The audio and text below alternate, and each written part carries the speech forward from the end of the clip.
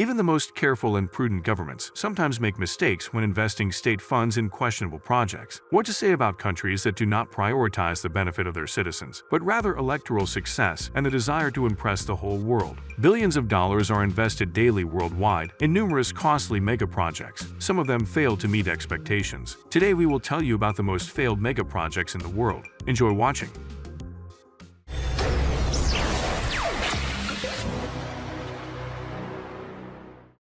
Ghost City in China. Our first destination is the Chanyan International Project. Chanyan is a city covering an area of 7.2 square kilometers. It consists of two main parts, the south, with an area of 5.2 square kilometers, filled with low-density elite residential complexes, and the north, with an area of about 2 square kilometers, occupied mostly by theme parks, business centers, luxurious hotels, restaurants, and more. The city's architectural style is European. Sounds great, right? But there is one but. Chanyan is a ghost city, and no one lives there at all. No one rents luxurious apartments, dines in expensive restaurants, walks in the parks, or drives on the roads. From time to time, only photographers and bloggers visit Chanyan for spectacular shots, but even they don't stay in the city for long. Of course, investors hardly expected such an outcome when they allocated $3 billion for this project. But how did it happen that instead of a modern metropolis, it turned into a ghost city? In 2013, when the project was just taking shape, it gained immense popularity against the backdrop of China's economic growth and construction boom. Chanyan seemed to be an attractive project, since the developers promised to allocate 55% of the area to parks and green spaces, which was considered a great luxury in the overpopulated China. The project, which was originally called the Venice of the East, turned into a giant open-air photo studio and gradually fell into disrepair. Due to changing market conditions and the huge scale of Chanyan, no one, neither the authorities nor the business, is rushing to lend a helping hand to it.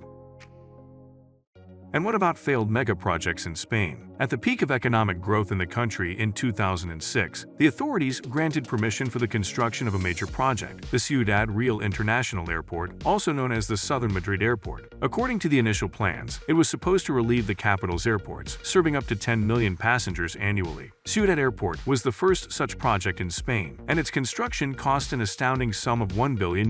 Moreover, the runway length was 4,100 meters, making it one of the longest runways in European countries. Thanks to its size, the airport was capable of accommodating any commercial aircraft, including the 575-ton Airbus A380. Everything seemed to be going well. However, the economic growth in Europe was replaced by a crisis, and the opening of the airport did not lead to the expected results. It turned out that the distance between the new airport and Madrid was too great for passengers traveling from the capital to plan their flights from Ciudad Real and vice versa. For 3 years, the airport failed to reach its planned passenger capacity. It ceased its operations in the spring of 2012 and subsequently went bankrupt. The court decided to put the facility up for sale. Initially, the airport was offered for sale at €100 million, but no buyers were found. The initial price was then reduced to €40 million, but even this did not lead to anything. In 2019, the facility attracted only one potential buyer, the Chanyan International Company from China, offering €10,000 for it. Representatives of the Chinese company claimed they could revitalize the airport and make it part of a major hub dealing with international transport. However, it is unlikely that the Ciudad Real Airport, located 200 kilometers from Madrid, will ever be filled with tourists. This abandoned airport in Spain symbolizes the corruption of local politicians who insisted on investing state funds in a clearly unviable project. Over Pyongyang, the capital of North Korea, towers a remarkable structure, soaring into the sky, colossal and lifeless. This glass pyramid is known as Ryugyong, a hotel that began construction over 30 years ago and has still not been put into operation. Journalists have dubbed this structure the Doomed Hotel and frequently include it in lists of the world's ugliest buildings. It has earned a place in the record books as the tallest vacant building on the planet. Indeed, it stands at a height of 330 meters, with 105 floors and 360,000 square meters of interior space, yet it remains completely useless. The story began in 1987, on the eve of the Seoul Olympics. South Korea had just built the luxurious Stamford Hotel in Singapore, and North Korea felt an urgent need to surpass its eternal rival. They decided to construct the tallest hotel in the world, an architectural marvel that would awe foreigners. The design of the building fully embodied this concept, with its pyramid shape formed by 3 concrete wings converging at one point, crowned by a massive rotating cone. However, from the very beginning, there was a lack of funds for the ambitious project. To attract financing, a special company was created, and the government of the country attracted foreign investors. They even promised to allow casinos and nightclubs inside the building. The unfinished hotel was already marked on the map. The plan was to open 3,000 rooms and 7 restaurants to welcome visitors by 1989. But problems soon arose. Due to lack of construction materials and other problems, the opening was postponed. Then in 1991, the friendly USSR collapsed, and North Korea faced a serious financial crisis. The country had more pressing concerns than hotels. The structure itself was nearly complete, lacking only windows, utilities, and equipment. According to Japanese media estimates, about $750 million was spent on its construction, equivalent to 2% of the country's GDP. The project was frozen again. In 2008, the Egyptian company Orascom agreed to reconstruct the skyscraper in exchange for the right to launch its mobile network in North Korea. The revival of the building was planned to coincide with the 100th anniversary of Kim Il-sung's birth. The facade was glazed, satellite antennas were installed, and the interior was designed. In 2012, the hotel chain Kempinski announced it would manage the new hotel, but quickly changed its mind due to the potential threat of sanctions. The Rygyong Hotel was never meant to open. The construction was frozen, and security guards were placed around the perimeter. This building serves as a perfect example of how 2% of a starving country's GDP can be wasted on concrete.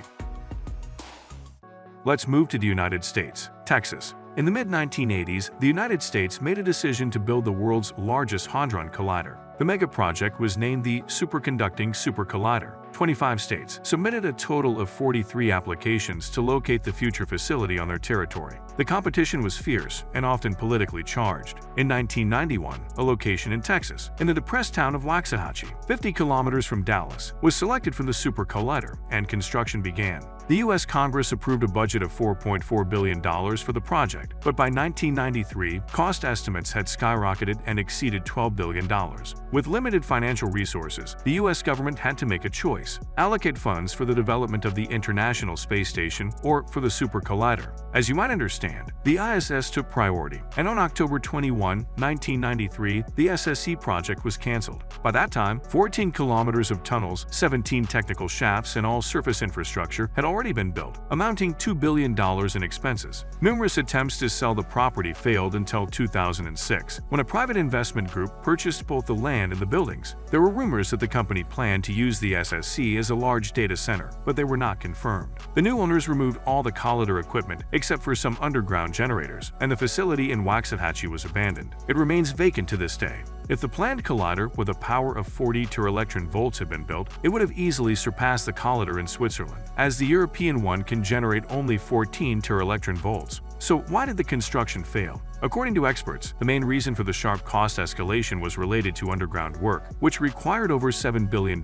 in additional investments. Additionally, the mistaken political, rather than engineering, decision in choosing the location for such an expensive and complex facility dealt a huge blow to the economy of Texas and the hopes of the American physics community. Write in the comments what do you think about these failed megaprojects, on which the governments of countries have wasted billions of dollars. If you find something new and interesting in this video, don't forget to like it and subscribe to the Caro Show channel. You can also check out our previous videos. See you next time.